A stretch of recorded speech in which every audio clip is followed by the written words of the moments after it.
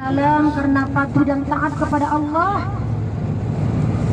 Jadi kalau kita patuh dan taat kepada Allah, kita memang sudah harus berkorban dan memang kita harus dan wajib diuji oleh Allah Subhanahu wa taala karena memang beliau adalah seorang nabi dan seorang rasul.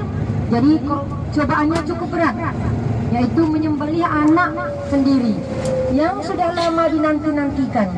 Satu riwayat menyatakan bahwa Nabi Ibrahim itu memperoleh anak Nabi Ishak dan Nabi Ismail, tapi Nabi Ismail ada putra beliau dengan Ibunda Hajar itu sudah berumur sekitar lebih kurang 80 tahun.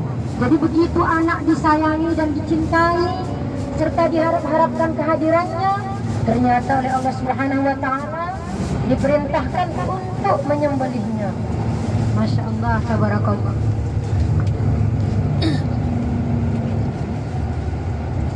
Ini bangunan hotel-hotel seperti hotel yang kita lihat sebelah kiri. Ini untuk jemaah haji, tamu-tamu kerajaan. Misalnya kalau Jokowi yang naik haji, itulah tempatnya. Sebelah kiri yang ini ya, hotel-hotel mewah itu hotel ini, mewah ini. Tapi kalau kita masyarakat biasa yang pergi haji, alhamdulillah dikasih tempat baik. Kemudian kita ke sebelah kiri. Ini lempar jumrah. Ada bangunan seperti parabola itu yang bergaris-garis ya. 1, 2, 3. Nah itu adalah tempat melempar jumrah, tempat melempar batu, lempar jumrah 1, 2, dan 3. Ula, wusta, dan akabah. Itu 1, 2, 3 adalah tempat melempar jumrah. Nanti Bapak Ibu yang diizinkan umrah berhaji berjalan kaki sepanjang lebih kurang 7 km untuk melaksanakan lempar jumrah. Baik, kemudian ke sebelah kanan, perhatikan ada terowongan 2 lubang sebelah kanan, depan. Terowongan Mina. Ini ada sejarahnya. Ada yang banyak meninggal deh. Terowongan Mina sebelah kanan ya, yang 2 lubang. Dulu di tahun 1997 kalau saya tidak salah ingat, ada kejadian yang sangat menyedihkan bagi jemaah haji seluruh dunia. Lebih kurang 1.600 orang wafat di sana karena dulu memang itu terowongan itu hanya ada 1. Jadi sewaktu jemaah sebagian pulang dan sebagian baru mau lempar jumrah karena memang diatur waktunya itu. Nanti orang Arab, orang Irak, misalnya Turki itu jamnya dibedakan dengan orang Indonesia. Takut nanti bentrok bertemu waktu di terowongan Mina. Ternyata pada waktu tahun 1997 itu terowongan masih ada satu-satunya. Jadi jemaah yang pergi melempar jumrah bertemu dengan jemaah haji yang pulang melempar jumrah. Ternyata lampu mati. Kemudian di dalam terowongan itu terinjak-injak 1.600 lebih kurang jemaah dan 600 lebih itu adalah orang Indonesia. Sangat disayangkan memang pada waktu itu.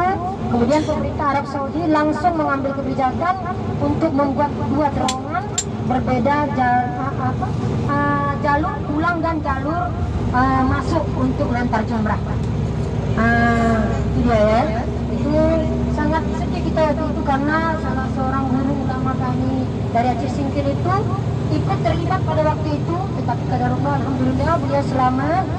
Itu Buya Tanah Merah. Waktu tahun 1997 berangkat haji terjadi tragedi Mina. Seperti itu.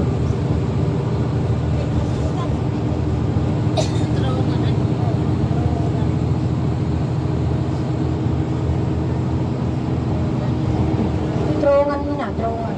Kita memang kalau melontar itu nanti lewat terowongan. Itu berjalan sejauh 7 km. Tetapi alhamdulillah kalau kita melaksanakan haji itu nggak terasa. Rame-rame jalan semua. Tidak ada kendaraan umum, tidak ada mobil, tidak ada kendaraan yang lain. Hanya yang didorong baru ada naik kursi roda. Yang lainnya harus jalan kaki semua untuk lempar jumrah. Dan juga pada tahun 2004 saya berangkat haji, itu di terowongan di tempat lempar jumrah itu juga terjadi kecelakaan. Sampai-sampai satu pesawat itu 400 lebih, ada sekitar 40 orang yang meninggal dunia. Itu dari daerah Jeneponto, Sulawesi Selatan.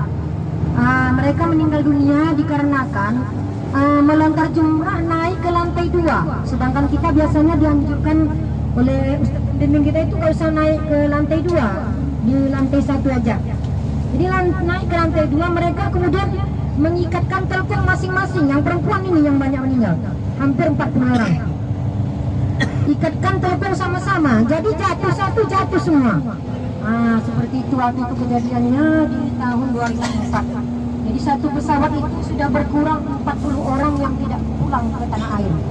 Itu kejadian di tahun 2004. Tapi walau namun demikian, Bapak Ibu semua, kami anjurkan baik yang sudah daftar haji ataupun yang belum daftar haji, karena masih hanya mampu untuk umrah, sama-sama kita berdoa di tempat-tempat mustajab doa.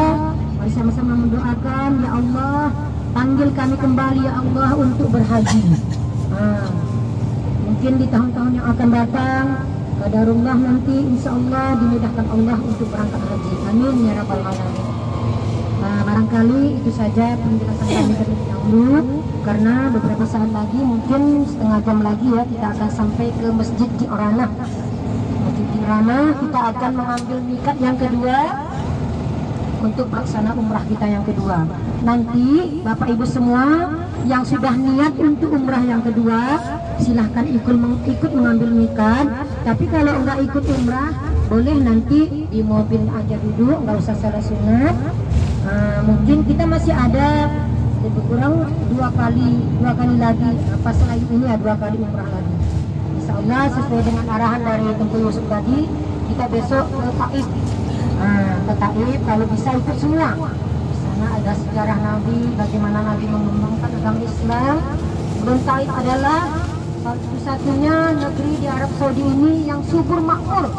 Lebih kurang 100-an kilo dari kota Mekah. Memang agak jauh. Kita perjalanan nanti sampai 1 hari. Tapi apa-apa, ini kita dapat program gratis dari Travel Nanggro. Terima kasih Travel Nanggro sudah memfasilitasi kita untuk ziarah ke Taif gratis dan naik kereta gantung. Bagi yang nggak takut ketinggian, silakan ikut. Tapi kalau takut ketinggian nggak usah. Nanti jantungan pula. Tapi kalau saya pengennya naik lah. Biar nanti kita ceritakan, karena memang kalau kita nggak